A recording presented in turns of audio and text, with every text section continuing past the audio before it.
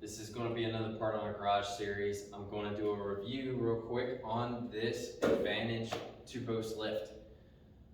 It is a 10,000 pound two-post lift. It came from Advantage Lifts. I had a deal set up with another guy. I was going to buy a used lift from him. I'm really glad I didn't. This thing has exceeded my expectations for the price range. As of right now today in October of 2022, this lift is $29.95. That's obviously prior to shipping. They shipped it for a flat rate of $275, which is crazy. Honestly, a lot of times you can't even get an engine shipped for that small amount of money. So I'm going to take you around. I'm going to show you some things that are different than what are on the actual videos from Advantage Lifts. The last time it seems that they did this was a few years ago, and I think they've changed a couple things. Some for the good, some for the better. This is just going to be a truthful, non-biased review. I'm going to take you through. I'm going to show you a couple different things I found. I'm going to tell you about how it's packed up and what you can expect as a consumer or a customer when you buy this. So here we go. I'm going to start first things first.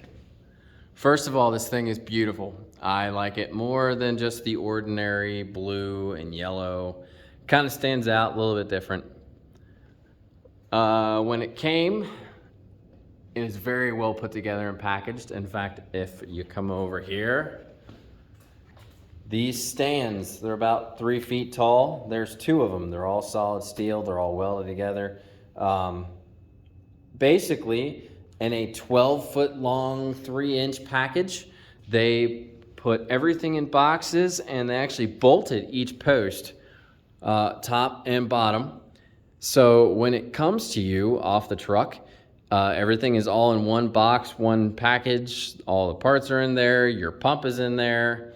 It was really nice, really well put together. It was all bolted up really nice with some metric bolts and nuts. If you are thinking about bringing it home yourself, that's really no issue. I rented a 12-foot long trailer from U-Haul and put this on sideways. It barely fit. It's about 12 foot 2, 12 foot 3 inches, but it did fit into a 12-foot trailer with the sides from U-Haul, your standard rental, trailer. It's about 1,500 pounds. That was the downfall of it. I actually got it out of the trailer myself. I used an engine hoist, just your standard Harbor Freight engine hoist, and a 4-wheel dolly. So anybody that tells you you can't do it by yourself, you can. You probably can YouTube that just like everything else now. I used the engine hoist on the back, put the 4-wheel dolly in the front, and more or less brought it in here, backed it in right here, pulled the rear off, set the front underneath of a 4-wheel dolly with a floor jack, and pulled it back, nudged it off, and got it off there. Drove the trailer out, and it was in. Definitely to set these posts up, it is definitely at minimum 2-person job, unless you have a piece of equipment like a large tractor with a front-loading bucket, or if you have, I don't know, something else hydraulic like that, Bobcat. You could do it yourself, I guess, then. 2 people definitely. 3rd person was nice to have. My buddy from work came over and helped out. Setting each post up, I will say all the directions are in the metric system. So use a few online calculators to set the base here. The one thing I did notice from their actual video, which is I think 7 years old from Advantage Lifts, it showed that this, from the outside of the base plate to the outside of the base plate over here, when they were doing the lift back then, it was 15¼ inches.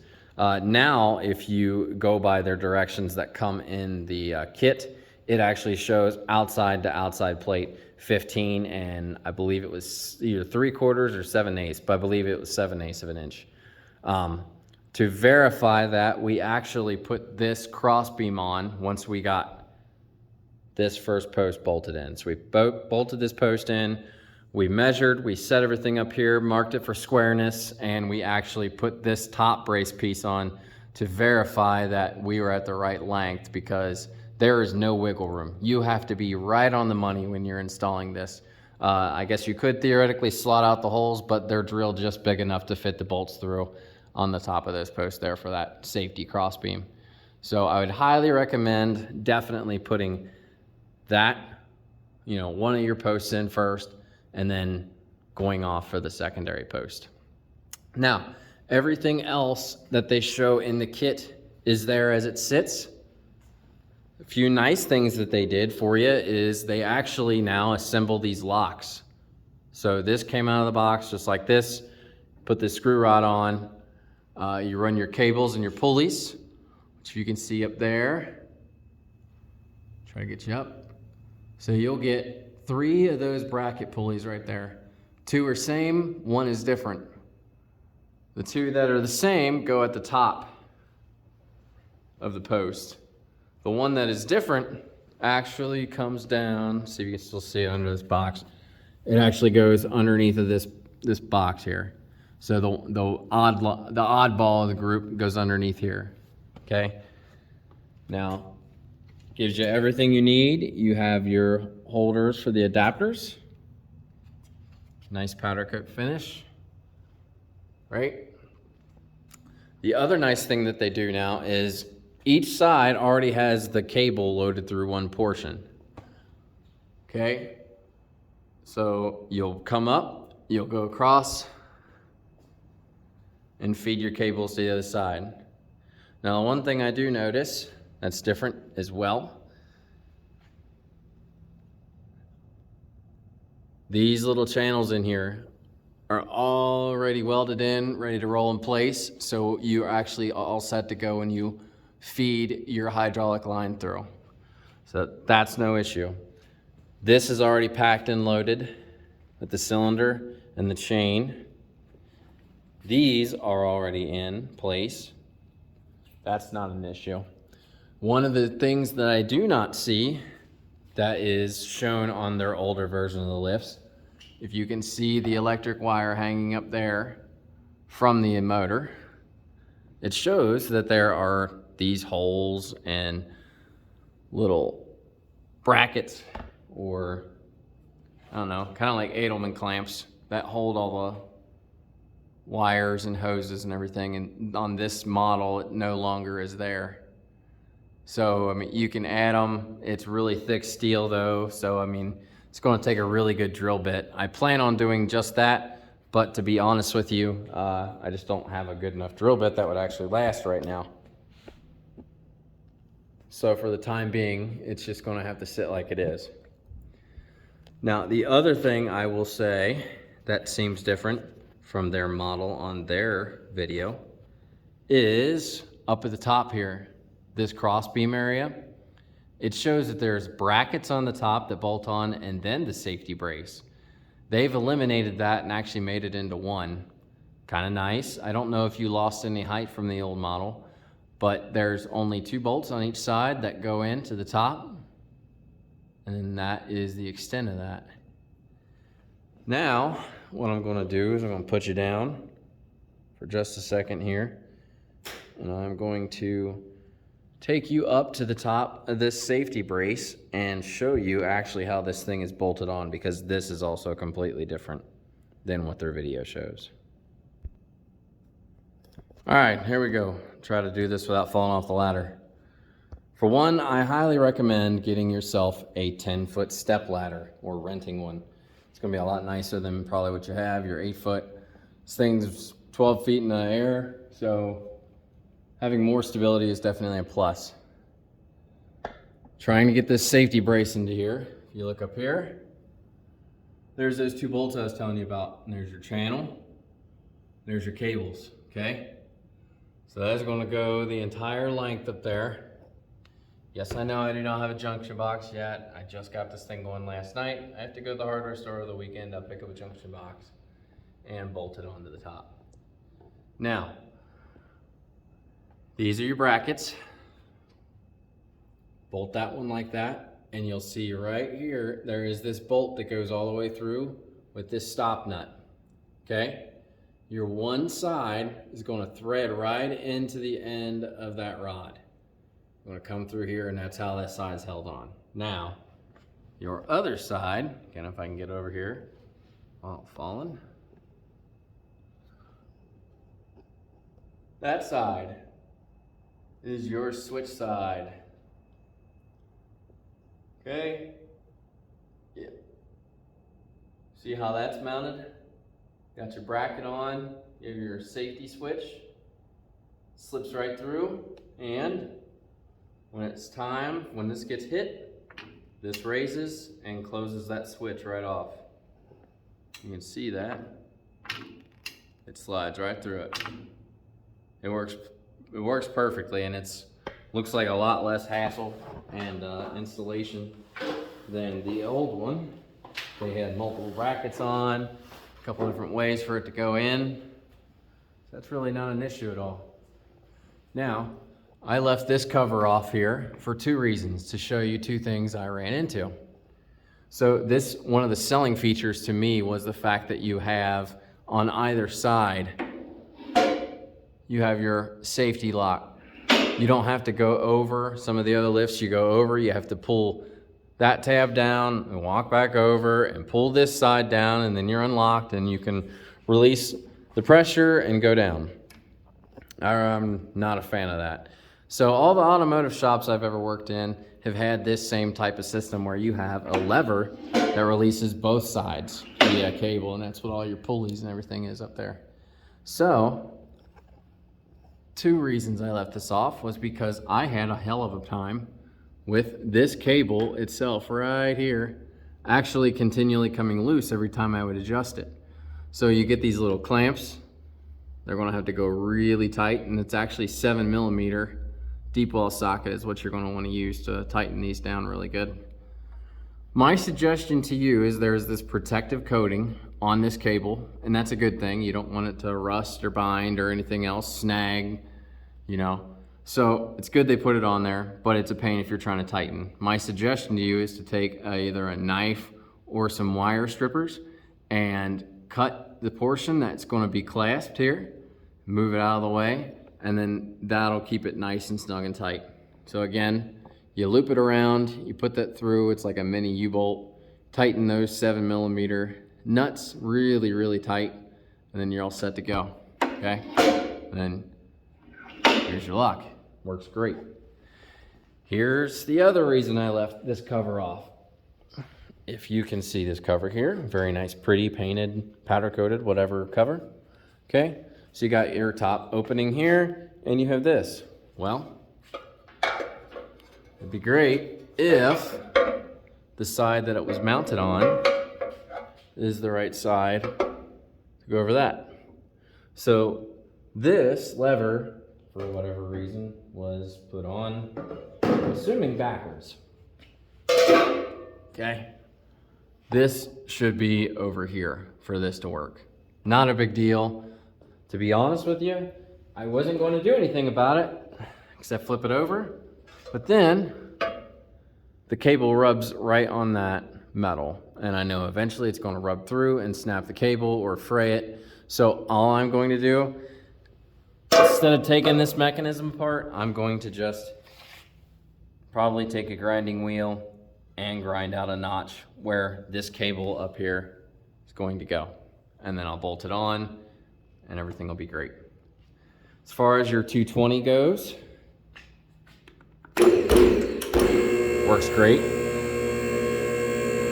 Sounds just like every other lift I've ever seen or worked with in an automotive setting. So it's not cheap, it's high quality, it's really heavy. I did have to shim it with some plastic shims to get the motor far enough away from this hose here. Okay, so this hose already is installed. They were nice enough to install this stuff. If you can see, there's hydraulic hoses in here. That's all installed when you get it. That's actually pretty nice. So one of the downfalls of this, and advantage, maybe you've heard this or whatnot, this was the best way I figured out how to route this cable and all these connections. So they give you all these connections, and the directions are truthfully just very vague. So I'm going to show you real quick what I did to make everything work. It works flawlessly. I have no leaks or any issues. Whether or not this is the right way, I don't know. It's not listed in the directions, but the fittings that came with everything, this is what I came down to. This here nut is loose when you get everything. There's a 3-way T right behind this beam. I left this nut loose. This is one hydraulic hose. I loosely fit this on here, brought this back behind everything. Okay, so you now see we're back here on the other side. This hose comes up to here, hydraulic hose, so this fitting stops with this hose. Okay, your next fitting is this 90-degree here with this fitting on it. So you're going to go from here to here. Now this next fitting, this is what threw me off because I couldn't figure out why it was this way. There is, on the inside of this motor, it looks like a flare, like a 90-degree flare. This fitting that's threaded in here right now is more of like a pipe thread fitting. And so in my mind, it shouldn't have gone together because of that flare, should have had something to seal to. Well, digging through the box, I found that there is a compression washer or a copper washer, whatever you want to call it, just like you'd have on a brake caliper. So I put that washer here between the motor and this fitting. I tightened everything down good. I then put this 90-degree fitting here. These all have 90-degree flares. So I didn't need any thread tape or anything like that. Everything's sealing really well. I have this tightened down here. Now once you get all that on, you can come back, tighten this down, and then I snugged this up just to keep this nice and solid. So when you see this on the directions, not on the directions actually, that is how I did it. Whether it's right or wrong, I'm not sure, but in the directions it just wasn't there. So that said, now finally your wiring. It's 220, it's real simple, it's 3 wires for the motor. If you open this up, you will see a micro switch and a few other main switches for the motor itself. And then so you're going to bring your power down and it goes into this motor. You do not have this come with it, this little clamp for your safety switch up there.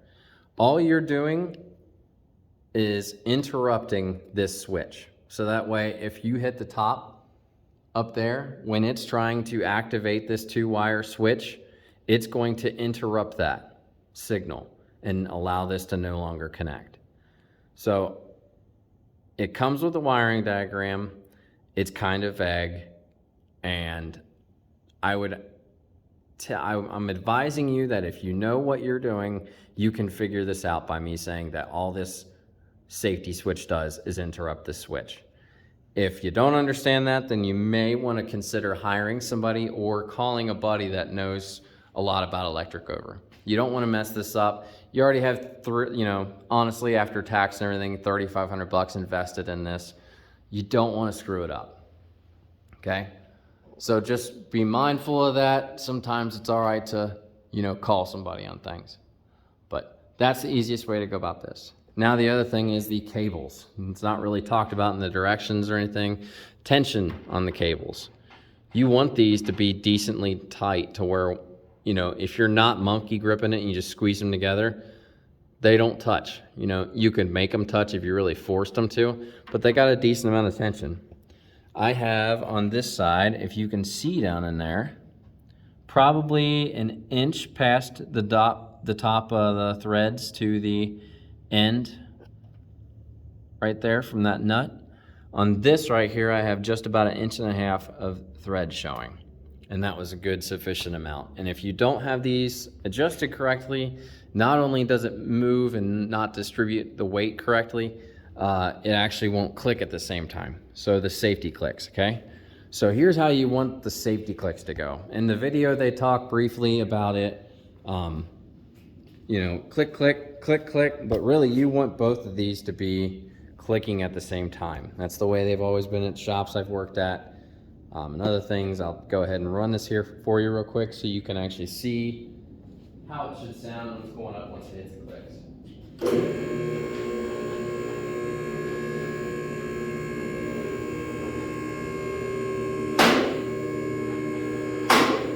Both simultaneous. You hear a slight echo, and that's that. So then once you get up past that click, now you can, there's no weight on it, so it's relaxed, right? Sound's gonna stop on that lock, and now you can go back to working on whatever it is you're working on. Now you're fully released from your hydraulic pressure, it's time to work. This thing lifted up my 2014 F-150, no problem. I mean, really, it took it up without hesitation. It performed just as like you would expect from a top-of-the-line automotive bend pack rotary lift. I would put it right up with those, honestly. I'm beyond impressed with this. I'm really glad that I found this. Like I said, at the time, I don't know how long this sale that they're gonna have is going to last. Normally this lift is, I think, $39.95, and I would believe it because I would be willing to pay $39.95 for this lift. So a few more things I'm gonna show you here is these pads. Okay, so not only are you on adapters that you can switch out, but these actually screw up and down to adjust your height, just like a normal shop. This is also some sort of plastic pad. That's going to be great because it's going to save from frames and pinch welds being marred up, and I don't know what I'm going to have in here. I have some friends and family with classic cars, you know, probably going to try to get in work in here, so I'd like that they were thinking ahead. One thing that was not on here that was on the old video also is down underneath here, underneath these posts, they show having your pulleys facing you and having this cover that needed to unbolt and bolt back in, and you had to wrap the cables around that. That's not there anymore. They've switched that out. Each side has one of these. Okay, so you got one on each side, and you'll see what looks like something's missing, and I thought there was something missing at first. Right there, that's just tape over where they left that when they were spraying it. I left the tape there, just, I don't know what's underneath. It's probably bare metal, it's not painted, so I don't want anything to get any flash rust if I can help it. But here's a beefy chain, a good looking cylinder, a really nice thick cable. These pulleys, they're nice, shiny, they're thick. I mean, this thing is built very well. Here's your locks for the teeth for when you're up in the air. You know, you're not gonna move at all. One of the other selling features they don't talk about either, which is kind of nice. I'm surprised they don't talk more about this stuff. Normally, lifts have one extension arm. So you have your main extension arm and then your secondary. Well, this one actually has a third. Now they all have these stop screws here so you can't pull it out all the way. Honestly, this is really nice. So you got your asymmetrical lift, so you have your shorter one in the front and the rear one is the longer one. Okay, the same thing here. Probably lose me there. How far out that comes. I mean, that is pretty killer. So, yes, big selling point. Because I lift trucks, cars, and really there's no ends to what you can do with this thing. This is a nice rubber stop. Doors can hit it, no problem.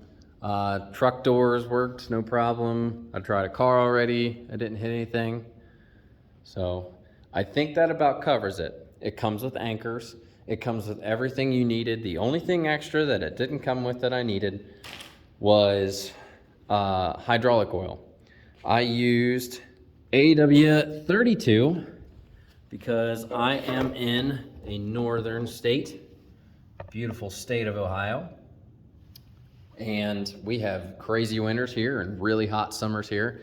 And they suggested 32 instead of 46 because, you know, a lighter oil for the winter time basically. And I'm going to be out here a lot in the winter time, and I know it's going to be cold. I'm going to have semi-heat, but it's probably realistically going to be looking at a working range of 50-ish degrees in the wintertime. So if you're from the South or the West, California, something like that, 46 weight probably worked just fine for you. So again, this is the Advantage 10,000 pound 2-post lift. I think they call it a SCL 10, but it has met my expectations and then some. Like I said, if anybody from Advantage gets a hold of this video, your company was great to work with. Everything was spot on. It was very prompt shipping. I had no issues whatsoever with the way anything was packed. The only thing I would say is really go over those directions and beef those up, because I was fortunate enough to be able to just set everything out on the ground and go out one by one, piece through what I needed as needed, and be able to make it work from there. So somebody that is very much reliant upon directions probably would be kind of lost with this. But great lift. Thank you for watching. Hope this helps. Hope this helps your decision on buying this lift or any other lift that you're also looking at. See you around.